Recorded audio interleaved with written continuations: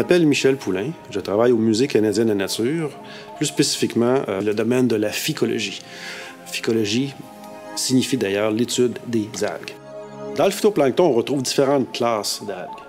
Une classe importante est représentée par les diatomées.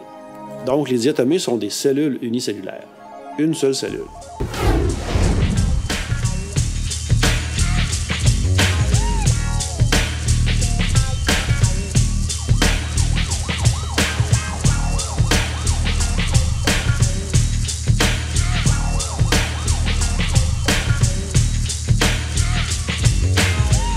Je travaille principalement dans les régions polaires et plus spécifiquement dans l'Arctique canadien. Les expéditions scientifiques se font à bord d'un navire de la garde côtière canadienne, l'Amundsen, un navire qui a été modifié pour recevoir les instruments les plus performants au niveau scientifique. On part pour une durée maximale de 6 semaines.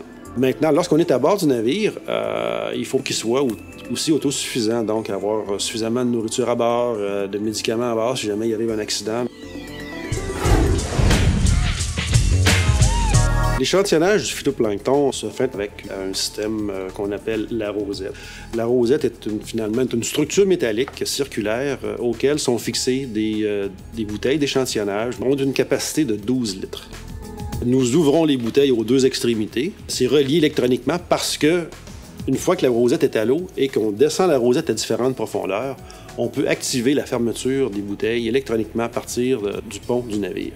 Sous la rosette, il y a une série de senseurs qui nous permettent de mesurer la salinité de l'eau, la température de l'eau, les éléments nutritifs présents dans l'eau, de même que, par exemple, la quantité d'oxygène qu'on retrouve en profondeur. L'étude du phytoplancton nous permet d'avoir un petit peu l'heure juste sur la biodiversité de ces écosystèmes polaires-là. Ces diatomées-là font partie du premier maillon de la chaîne alimentaire de l'Arctique.